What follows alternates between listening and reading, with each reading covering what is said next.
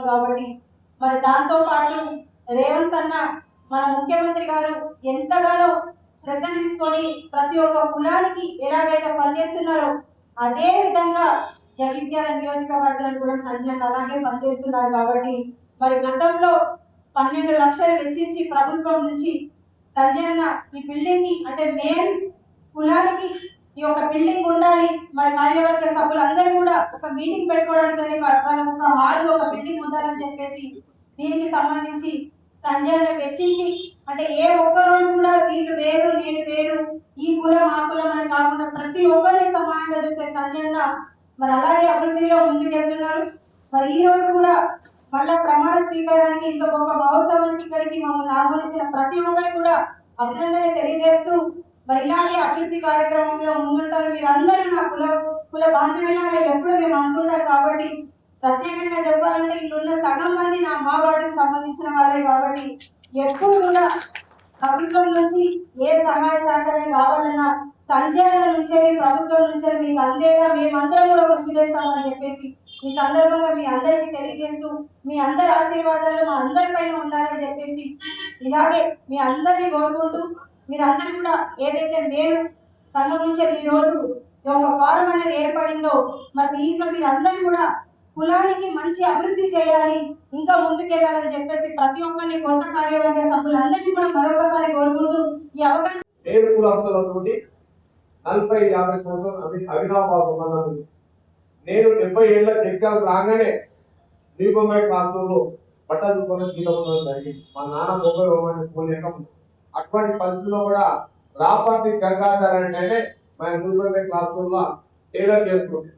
ఆనాటితో స్నేహం స్టార్ట్ అయ్యి నేను ఒక మేరు కులస్తులో అందరితోటి అన్నాడు. ఇక్కడ ఎదురుమున్న అశోక్ అని ఉన్నాడు, స్వదేశీ క్లాస్ లో ఉంటాడు, గుమాస్తో ఉండే నాదిగడ తన బాంబే స్వదేశీ.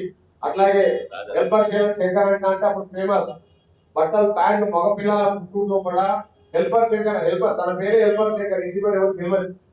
అట్లాంటి 70 ఏళ్ళ సంది నాకు మీ కులస్తులందరితో వ్యక్తిగతంగా అవినాభ సంబంధం. దాంట్లో కూడా మీరు ఏమేమి ఉందంటే గంగాధర్ వాళ్ళ కుటుంబంతో మాకు మా రాయరామ్మ ఉన్నాడు. అందరు వాళ్ళు ఏవైతే వరసలు పెట్టి పిలుస్తారో నేను మేలు కులస్తులు అందరినీ అదే వరసలు పెట్టి పిలుచుకుంటా ఇప్పటి వరకు నా జీవితం కొనసాగించుకుంటున్నాను. అట్లాంటి పరిస్థితుల్లో కూడా మేలు కులస్తులకు పద్మశాలి కులస్తులకు దగ్గర సంబంధం ఉంటుంది.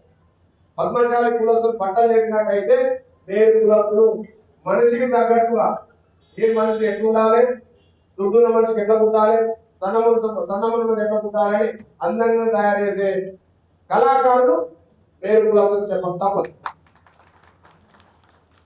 ఈరోజు పూర్తి ప్రపంచంలో కూడా రెడీమేడ్ దుస్తులు కాగానే పద్మశాలిలకు కానీ మేలు కులస్తులకు కానీ చేతిలో పని లేకుండా అయిపోయిందని చెప్పడం తప్పదు.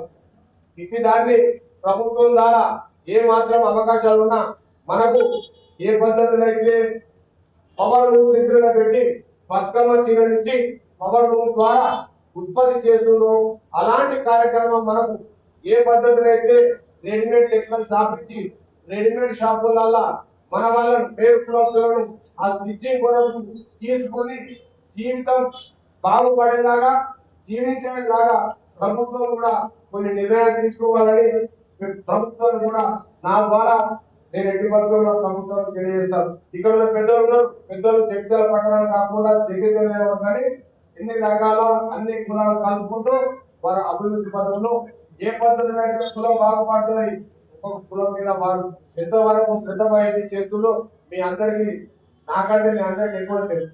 ఎందుకంటే పెద్దలు సంజయ్ అన్న గారు అందరికీ సుపరిచితులు, మనం ఆయన గురించి చెప్పాల్సిన అవసరం లేదు. ఆ పద్ధతిలో కూడా ఏ కులాలకు ఏమేమి కావాలి అవసరాలు ఉన్నాయి, కుల సంఘాలు బలవంతం బాగుంటేనే జనం బాగుంటారనే నినాదంతో వాళ్ళు చేస్తున్న కృషిని పద్మశాలి కులం కానీ మీ మేలు కులాలు కానీ వారు ఎన్నడైనా సేవ చేస్తున్నారని మీ సమాజంలో తెలియజేసిన పాత్ర పోషించిన ఎన్నికల అధికారులకు, రిటర్నింగ్ అధికారులకు, సహాయ రిటర్నింగ్ అధికారులకు, కన్వీనర్లకు, అదేవిధంగా వేదికపై ఉన్న ఎంతోమంది పెద్దలు, మిత్రులు, వేదిక ముందున్న సభ్యులు, యువత అందరూ కూడా పేరు పేరున హృదయపూర్వక నమస్కారాలు చేస్తున్నారు. ఈనాడు మిత్రుడు విద్యావంతుడు, గతంలో జిల్లా స్థాయిలో పనిచేసిన వినోద్ గారి ప్రమాణ స్వీకారానికి కావాలని చెప్పి మన రాష్ట్ర నాయకులుగా మన నాయకులు సత్యం గారు, అట్లనే నిరంతరం ప్రభుత్వ కార్యక్రమంలో పనిచేసే గంగారావు గారు, ప్రతాప్ గారు అందరూ కూడా. మరి ఈరోజు వినోద్ గారు అధ్యక్షుడిగా, వారితో పాటుగా రాజా నారాయణ గారు ఉపాధ్యక్షుడిగా, గంట శ్రీనివాస్ గారు ప్రధాన కార్యదర్శిగా, రాజా శ్రీధర్ గారు సహాయ కార్యదర్శిగా, గంట శ్రీధర్ గారు కార్యదర్శిగా ఈరోజు ప్రమాణ స్వీకారం చేశారు. వారందరూ కూడా శుభాకాంక్షలు తెలియజేస్తాం. మరి ఈ కమిటీ ఆధ్వర్యంలో ఆ మేయర్ సంఘ సంక్షేమం నిరంతరం జరగాలని, ఈ భవనం నిర్మాణం కొంత అసంపూర్తి కనబడుతున్నది, తప్పకుండా నా సహకారం ఉంటుంది. ఇట్లా కాకుండా మళ్ళీ ఏమైనా పూర్తిగా నీట్గా చెప్తున్నాం. తప్పకుండా 5 లక్షల రూపాయలు వెంటనే మంజూరు చేస్తానని చెప్పి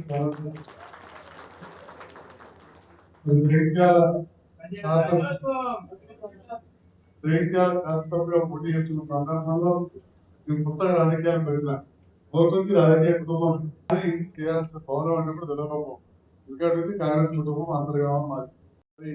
ఈ రకంగా అభివృద్ధి చేస్తా ఉన్నాం. ఇంకా చాలా చేసేది ఉంది. చేసిన మీరు గుర్తించారు, నన్ను గెలిపించారు.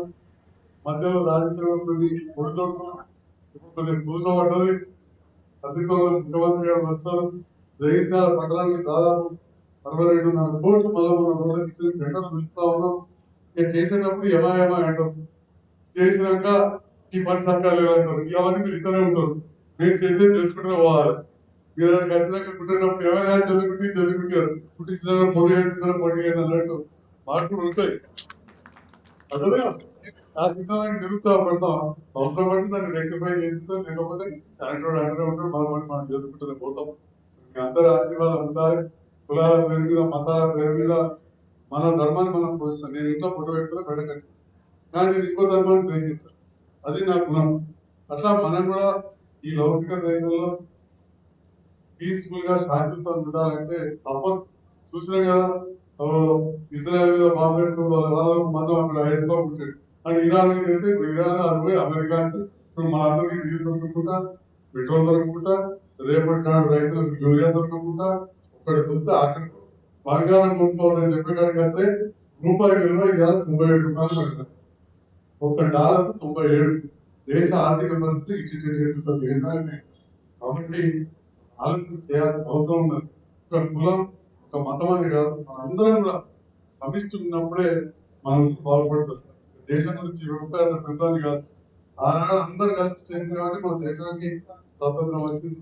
వచ్చిన స్వతంత్ర భారతదేశాన్ని మనం ఖచ్చితంగా హిందువుగా పుట్టినందుకు నేను కూడా గర్విస్తున్నా, హిందువుగా జన్మించినందుకు గర్విస్తున్నా, మీతో పాటు మరిగా ఉన్నా.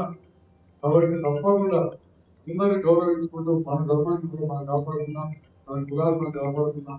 నేను వేరే కులం పుట్టినా కానీ మీ కుటుంబ సభ్యులుగా ఉందా అన్ని విధాల అర్థంగా కూడా అది అవకాశం ఇచ్చిన అందరూ కూడా పేరు హృదయపూర్వక ధన్యవాదాలు. ఇంటికి పోతుంది ఇలా కొత్తగా వచ్చినా కానీ తర్వాత అందరూ ప్రోత్సహించారు.